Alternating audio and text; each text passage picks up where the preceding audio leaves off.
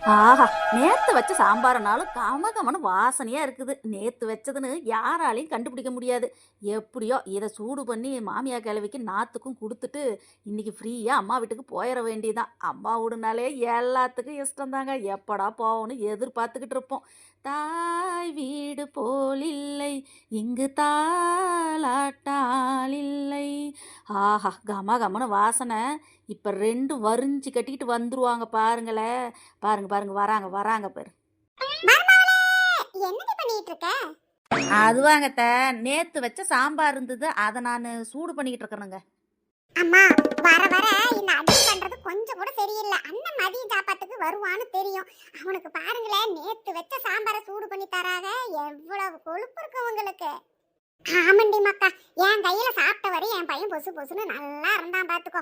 இவ வந்து ஆக்கி போட்டு எலும்பும் தோலுமா போயிட்டான்.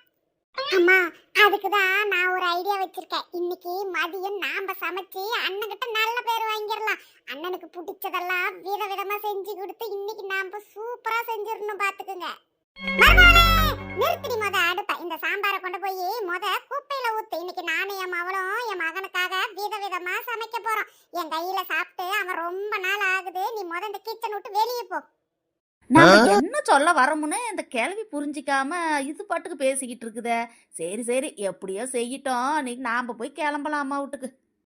மக்கா, முத ஸ்வீட்ல இருந்து ஆரம்பிக்கலாம். அங்க பாரு, என் பையனுக்கு பிடிச்ச பாசி பருப்பு உருண்டை. ஃபர்ஸ்ட் அதை செஞ்சிரலாம். அடுத்தது கமகம பிரியாணி. சூப்பரம்மா.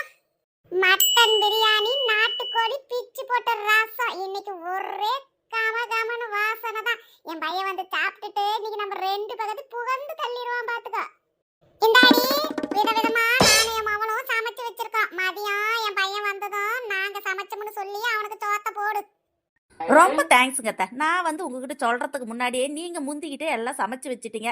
அம்மா வீட்டுக்கு போகிறோம், எப்படி வெறுங்கையோட போகிறதுன்னு நினச்சேன். நல்ல வேலை உங்கள் சம்மந்திக்கு நீங்கள் விதவிதமாக செஞ்சு வச்சிட்டீங்க. அவங்க மதியமெல்லாம் சாப்பிட வரலின்னு நேற்றே சொல்லிவிட்டாங்க. அதனால தான் உங்களுக்கு சாம்பார் போதும்னு சூடு பண்ணிக்கிட்டு இருந்தேன். அது தெரியாமல் நீங்கள் 2 பேரும் சேர்ந்துக்கிட்டு இப்படி விதவிதமாக சமைச்சு வச்சிட்டீங்க. பரவாயில்ல போங்க, எங்கள் அம்மா வீட்டுக்கு போக இதை எடுத்துக்கிட்டு போகிறேன்.